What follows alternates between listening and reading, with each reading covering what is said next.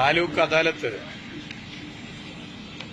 ജനങ്ങളുടെ പ്രശ്നങ്ങളെയൊക്കെ തന്നെ കാണുകയും പരിഹരിക്കുകയും ചെയ്യുന്ന നിലയിലേക്ക് മാറിക്കൊണ്ടിരിക്കുകയാണ്. 2023 ഈ ഗവൺമെന്റ്, അതായത് 2021 മെയ് 20 അധികാരത്തിൽ വന്ന LDF ഗവൺമെന്റ്, ഈ ഗവൺമെന്റ് അധികാരത്തിൽ വന്നതിന് ശേഷം താലൂക്ക് അദാലത്തുകൾ ഗവൺമെന്റ് സംഘടിപ്പിച്ചു. ഗവൺമെന്റ് അധികാരത്തിൽ വരുന്ന സമയത്ത് കോവിഡ് രൂക്ഷമായിരുന്നു. സത്യപ്രതിജ്ഞ പോലും പരിമിതമായ ആളുകൾ പങ്കെടുത്താണ് നടന്നത്. ജനങ്ങളുമായി ബന്ധപ്പെട്ട പരിഹരിക്കപ്പെടുന്ന പ്രശ്നങ്ങൾ ദൈനംദിനം പരിഹരിക്കാനുള്ള ഇടപെടലുകളാണ് സർക്കാർ നടത്തിയത്.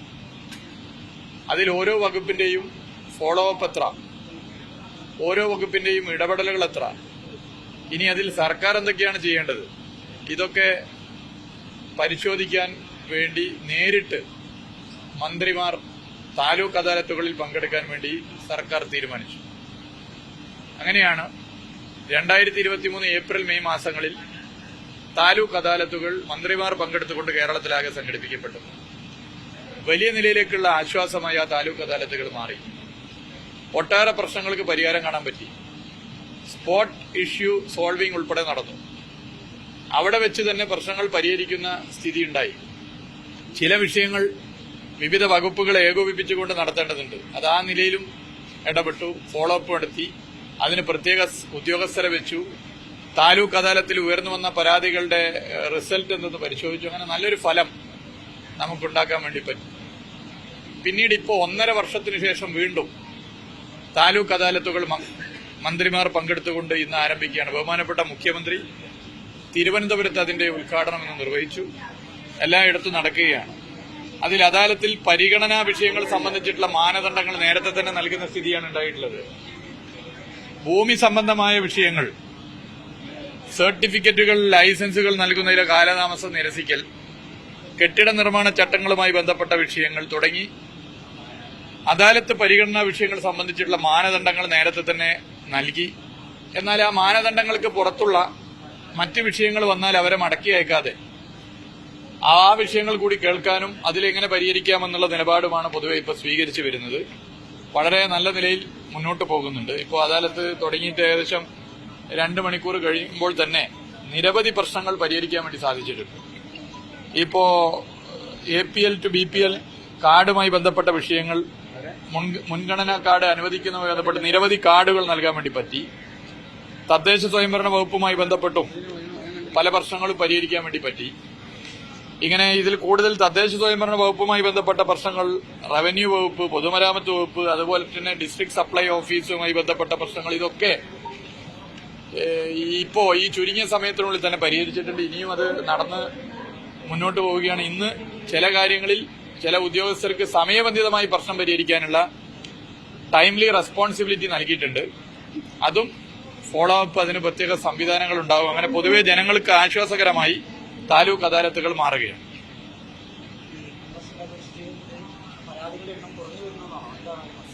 അല്ല, പരാതികൾ കഴിഞ്ഞ താലൂക്ക് അദാലത്തിൽ നല്ല നിലയിൽ പരിഹരിച്ചിട്ടുണ്ട്. എല്ലായിടത്തും ഒരുപോലെ കുറഞ്ഞു എന്ന് പറയാൻ പറ്റില്ല. ചിലയിടത്ത് കുറയുന്നുണ്ട്, ചിലയിടത്ത് കൂടുന്നുണ്ട്. അത് ഓരോ വിഷയത്തെ അടിസ്ഥാനപ്പെടുത്തിയാണ്. എന്തായാലും റിസൾട്ട് പൊതുവെ ഉണ്ടാകുന്നുണ്ട്. റിസൾട്ടിന്റെ നമ്പർ നോക്കിയാൽ അത് നമുക്ക് വളരെ പോസിറ്റീവായിട്ടാണ് കാണാൻ പറ്റുന്നത്. അല്ല, ഇന്നിപ്പോ കുറെ വിഷയങ്ങൾ പരിഹരിച്ചു. ഞാൻ പറഞ്ഞില്ല, നിരവധി എന്റെ കയ്യിലുള്ള കടലാസ് പരിഹരിക്കപ്പെട്ട വിഷയങ്ങളാണ്. നിരവധി പ്രശ്നങ്ങൾ പരിഹരിക്കപ്പെട്ടു. പിന്നെ അതിനുശേഷം ഇത് സിറ്റിംഗിൽ പരിഹരിക്കപ്പെട്ടു. ചിലത് ചില സമയബന്ധിതമായ ഉത്തരവാദിത്വം ഉദ്യോഗസ്ഥരെ ഏൽപ്പിച്ചിട്ടുണ്ട്. അതൊക്കെ നമ്മൾ നോട്ട് ചെയ്ത് വെച്ചിട്ടുണ്ട്. ആ സമയത്ത് അത് പരിഹരിക്കുന്നുണ്ടോ എന്ന് പരിശോധിക്കും. പരാതിയുമായി വരുന്നവരെ ഞങ്ങൾ തന്നെ ബന്ധപ്പെട്ടുകൊണ്ട് അത് അറിയിക്കുകയും ചെയ്യും.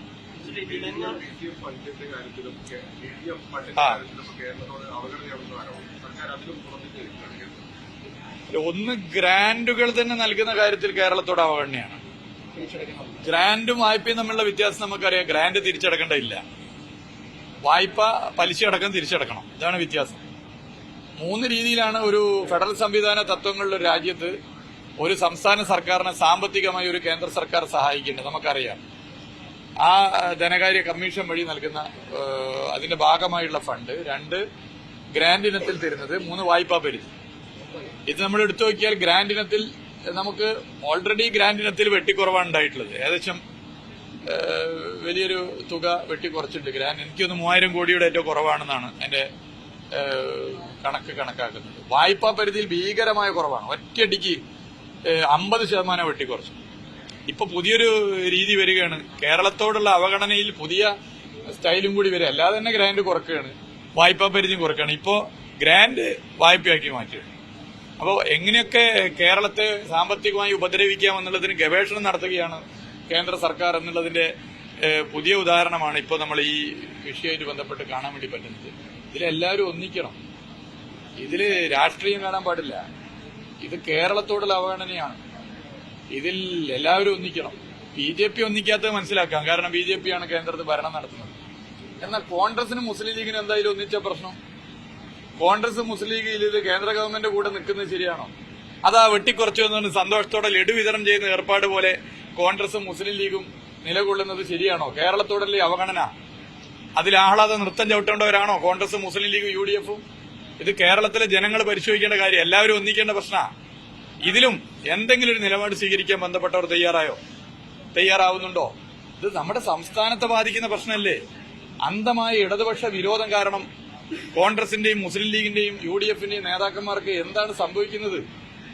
എങ്ങനെയെങ്കിലും ഇനി അധികാരത്തിൽ വരണം, അതിന് ഇടതുപക്ഷത്തെ തകർക്കണം. അതുകൊണ്ട് ഗ്രാന്റ് ഇനി കാലണ കൊടുത്തില്ലെങ്കിലും ഞങ്ങൾ കേന്ദ്ര സർക്കാരിന്റെ കൂടെയാണ് എന്ന് തോന്നുന്ന നിലയിലുള്ള നിലപാട് സ്വീകരിക്കുന്നത് എവിടേക്ക് പാർട്ടി എത്തിക്കും? ഈ മുന്നണിയിൽ പ്രവർത്തിക്കുന്ന, നിസ്വാർത്ഥമായി പ്രവർത്തിക്കുന്നവർ നെഞ്ചത്ത് കൈവച്ച് പരിശോധിക്കണം. ഈ നിലപാട് ശരിയാണോ? ഒന്നിക്കണ്ടേ?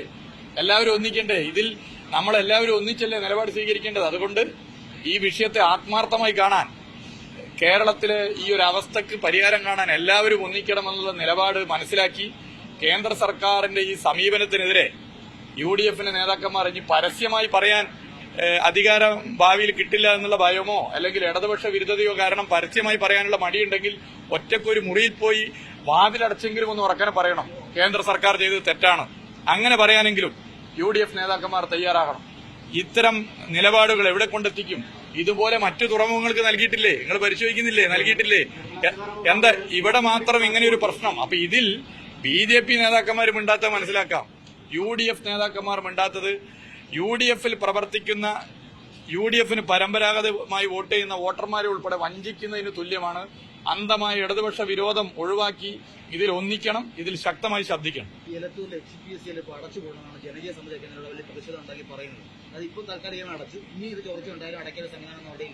അത് കലക്ടർ ഉൾപ്പെടെ എല്ലാവരും പരിശോധിച്ച് പറയേണ്ട കാര്യങ്ങളാണ്.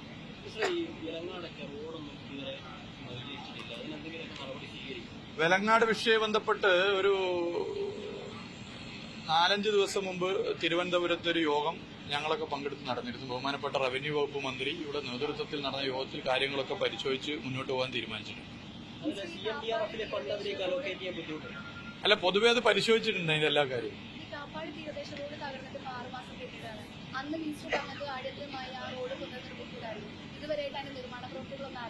അത് ഏത് വകുപ്പിന്റെ റോഡാണെന്ന് അറിയോ? ഏത് വകുപ്പിന്റെ റോഡാണ്? ആ റോഡ് ഏത് വകുപ്പിന്റെ റോഡാണ്? ടൂറിസത്തിന് റോഡില്ലല്ലോ. ഏത് വകുപ്പിന്റെ റോഡാണ്? നിങ്ങളത് പഠിക്കണം. അത് ഇപ്പൊ റോഡെന്ന് കേട്ട പാട് എന്റെ അടുത്തേക്ക് ചാടി വീണാന്ന് എനിക്ക് മനസ്സിലായി. ആ റോഡ് വേറൊരു വകുപ്പിന്റെയാണ്. ആ വകുപ്പ് മന്ത്രിയോട് സംസാരിച്ചിട്ടുണ്ട്. ആ വകുപ്പ് മന്ത്രി പോസിറ്റീവായി ഇടപെടും. ഞങ്ങൾ അന്നും സംസാരിച്ചിട്ടുണ്ട്, ഇപ്പോഴും സംസാരിക്കുന്നുണ്ട്. കേരളത്തിൽ റോഡ് എന്ന് പറഞ്ഞാൽ പല വകുപ്പുകളുടെ റോഡുണ്ട്. പൊതുമരാമത്തുണ്ട്, അല്ല ഞാൻ പറയട്ടെ, പൊതുമരാമത്ത് വകുപ്പിന്റെ റോഡുണ്ട്, തദ്ദേശ സ്വയംഭരണ വകുപ്പിന്റെ റോഡുണ്ട്, ഹാർബർ എഞ്ചിനീയറിംഗ് വകുപ്പിന്റെ റോഡുണ്ട്, തുടങ്ങി പല വകുപ്പിന്റെ റോഡുണ്ട്. ഇത് പ്രത്യേക ഇത് ഏത് വകുപ്പാണ്? ആ വകുപ്പ് മന്ത്രിയുമായി വ്യക്തിപരമായി സംസാരിച്ചിട്ടുണ്ട്, MLA സംസാരിച്ചിട്ടുണ്ട്. തുടർന്ന് ആ നിലയിലുള്ള ഇടപെടൽ അവർ നടത്തിയിട്ടുണ്ട്. മറ്റു കാര്യങ്ങൾ എന്താ നമുക്ക് പരിശോധിക്കാം.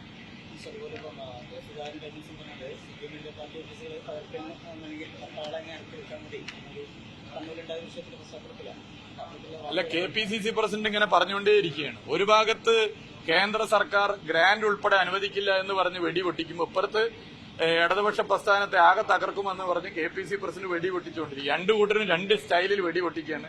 രണ്ടുപേരുടെ ഉദ്ദേശം ഒന്നാണ്, അന്ധമായ ഇടതുപക്ഷ വിരോധമാണ്.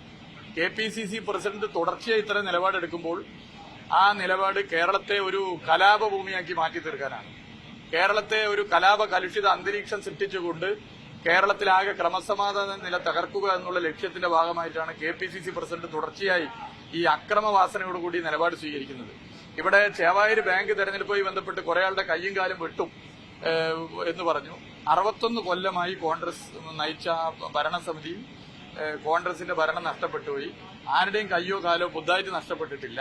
നമുക്കറിയാം ചേലക്കര തെരഞ്ഞെടുപ്പിൽ ഞാനിതാ വരുന്നുണ്ട്, വന്നിട്ട് ഒക്കത്തിനെ അടിച്ച് ശരിയാക്കണം എന്ന് പറഞ്ഞു വോട്ടെണ്ണിയപ്പോ 10,000-ലധികം വോട്ടിന് ഇടതുപക്ഷം വിജയിച്ചു. ഇപ്പൊ ഇതാ വീണ്ടും കലാപത്തിന് ആഹ്വാനം ചെയ്യുകയാണ്. KPCC പ്രസിഡന്റ് വ്യക്തിപരമായ അഭിപ്രായമായിട്ട് ഇതിനെ കാണാൻ വേണ്ടി പറ്റില്ല. പ്രതിപക്ഷ നേതാവ് പറഞ്ഞതുപോലെ അദ്ദേഹം നിഷ്കളങ്കനാണെന്നാണല്ലോ പറഞ്ഞത്. അദ്ദേഹം എടുത്തൊരു തീരുമാനം നിഷ്കളങ്കമായി പരസ്യമായിട്ട് പറയുന്നുള്ളൂ. ആ തീരുമാനമെടുക്കാൻ, കേരളം കലാപഭൂമിയാക്കാനുള്ള തീരുമാനമെടുക്കാൻ KPCC പ്രസിഡന്റ് മാത്രമല്ല ഉള്ളത്. KPCC പ്രസിഡന്റ് ഉള്ളിലൊന്നുമില്ല എന്ന് തോന്നുന്ന നിലയിൽ പരസ്യപ്പെടുത്തുന്നു. പ്രതിപക്ഷ നേതാവ് ഉൾപ്പെടെ മിണ്ടാതിരിക്കുന്നു. അതാണ് പ്രശ്നം. ഇവരെല്ലാവരും കൂടി തീരുമാനിച്ചത് കേരളത്തെ കലാപഭൂമിയാക്കി മാറ്റാനാണ്, കേരളത്തിൽ അക്രമം ഉണ്ടാക്കുക, കലാപം ഉണ്ടാക്കുക എന്നുള്ള നിലപാട് സ്വീകരിക്കാനാണ്. അതിന്റെ ഭാഗമാണ് KPCC പ്രസിഡന്റ് പ്രസ്താവന.